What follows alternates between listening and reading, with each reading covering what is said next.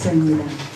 오늘 하나님의 귀한 말씀은 야고보서 3장 17절부터 18절 말씀 제가 봉독해 드리겠습니다. 오직 의로부터 난 지혜는 첫째 성결하고 다음에 화평하고 관용하고 양순하며 긍휼과 선한 열매가 가득하고 편견과 거짓이 없나니 화평하게 하는 자들은 화평으로 심어 의의 열매를 거두게 하시느니라. 아멘. 오늘 설교 제목은 의로부터 난 지혜를 힘입는 자라고 하는 제목으로 은혜를 받으려고 합니다. 야고보서 3장은 거짓 지혜와 참 지혜를 대조하면서 시기와 분열과 다툼이 거짓 지혜의 소산이 되고 참 지혜는 선한 열매를 맺는다고 말씀하시고 있습니다. 거짓 지혜의 특징은 독한 시기와 다툼과 자랑이고, 이러한 것들은 모두 세상적이고 정욕적이고 마귀적인 것으로 무질서가 오고 모든 악이 나올 수밖에 없지만, 참 지혜는 성결하고 화평하고 관용하고 양순하고 긍휼과 선한 열매가 가득하여서 편견과 거짓이 없고 화평하게 해서 선한 열매를 맺게 하신다고 말씀하시고 있습니다. 성령의 열매의 지혜는 하늘로서 난 것이고 성령으로 난 것을 말합니다. 참 지혜는 진정한 믿음으로 선한 열매를 맺게 되는데요. 위로부터 난 지혜를 힘입는 자는 어떤 은혜가 임할까요? 첫째로는 위로부터 난 지혜는 구원과 영생을 소유하게 된다고 하는 사실입니다.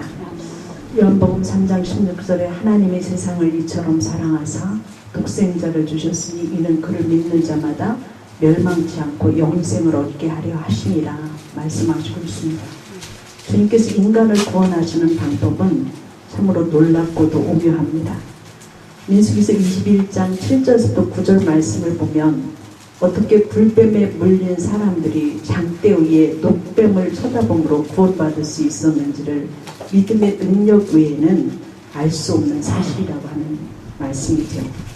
인생은 죄의 문제와 영혼의 문제를 해결하지 않고는 우리 인생에 풍요의 바람이 불지 않고 진정한 기쁨이 없습니다. 진정한 행복은 소유에 있지 아니하고 하나님을 모시고 사는 데 있다고 하는 말씀이죠. C.S. 루이스의 악마의 편지라고 하는 책을 보면 이런 내용이 나옵니다.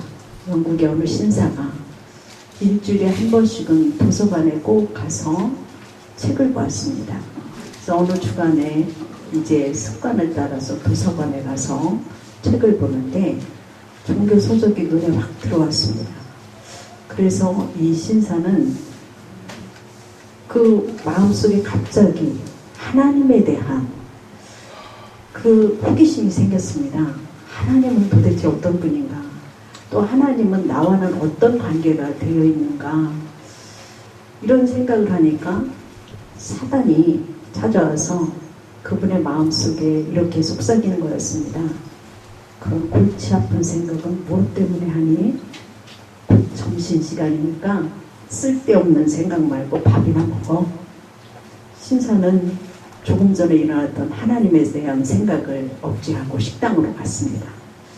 점심을 먹는데 또다시 하나님에 대한 생각이 떠올랐습니다. 그러나 곧 사단이 그의 마음속에 또 속삭이는데 밥 먹는데 소화한다게 뭘 그렇게 곰돌이 생각해. 식사 끝내고 생각해. 이 신사는 밥을 먹고 이제 또다시 하나님에 대한 생각을 했습니다. 그러니까 사단이 와서 그런 생각은 한가한테 해도 되잖아. 오늘은 집에 가서 할 일이 많으니까 다른 날 생각하라고. 결국 신사는 하나님에 대해서 아무것도 알지 못한 채 도서관을 나와서 집으로 돌아가게 되었고, 그의 뒷모습을 보고 사단은 미소를 지었습니다.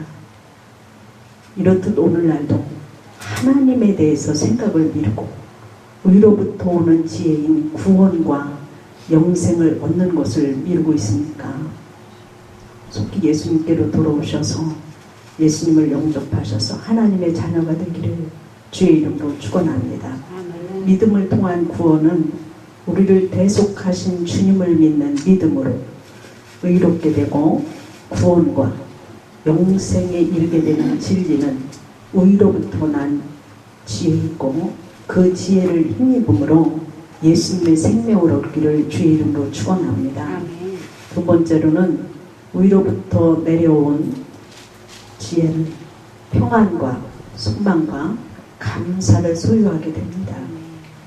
우리가 사도행전 7장을 보면 스데반이 성령에 충만하여서 복음을 전파할 때 사람들이 예수님을 증거하는 스데반을 향해서 돌을 던져서 최초의 순교자가 되는 순간에 스데반은 하늘을 우러러 주목하여 볼 때에 하나님의 영광과 예수님께서 하나님 보좌 우편에 서신 것을 보았다고 말씀하고 있습니다.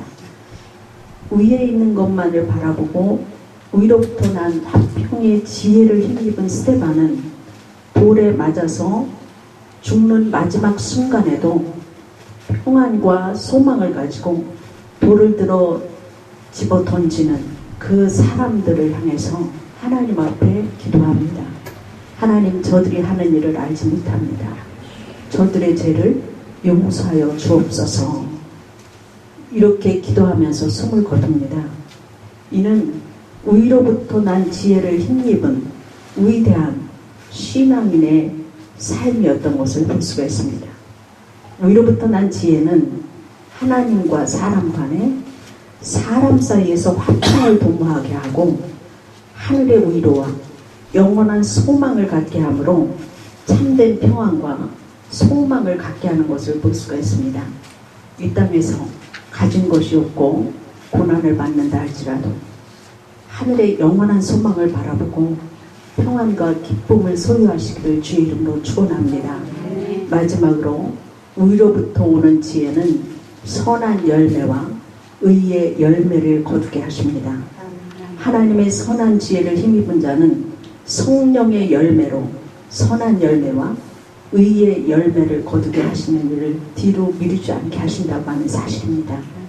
성령의 열매는 갈라디아서 5장 22절 말씀에 오직 성령의 열매는 사랑과 희락과 화평과 오래 참음과 자비와 양성과 충성과 온유와 절제니 이 같은 것은 금지할 법이 없느니라 이렇게 말씀하시고 시편 37편 37절 말씀에 보면 완전한 사람을 살피고 정직한 자를 볼지어다 화평한 자의 결국은 평안이로다 이렇게 말씀하시고 있습니다. 히브리서 12장 14절 말씀에 보면 화평함과 거룩함을 쫓으라 이것 없이는 아무도 주를 보지 못하리라 말씀하시고 있습니다. 우리 모두 성령이 충만하여서 화평함과 거룩함을 쫓아 살 때 주를 볼 것이고 주를 뵙는 자는 평안의 복을 얻을 것입니다. 위로부터 오는 지혜를 가지고 선한 열매와 의의 열매가 풍성하여서 시냇가에 심은 나무가 서를 따라 열매를 맺으며 그 잎사귀가 마르지 아니함 같은 그런 축복이 있고 레바논의 백향목같이 성장하며 번성하여 결실하며 진액이 풍족하여 빛이 청청한 축복이 있기를 주의 이름으로 축원합니다. 여러분 모두가 위로부터 오는 지혜를 힘입음으로 구원과 영생을 얻으며 평안과 소망을 얻음으로 성령의 열매를 맺는 귀한 삶이 되기를 주의 이름으로 축원합니다.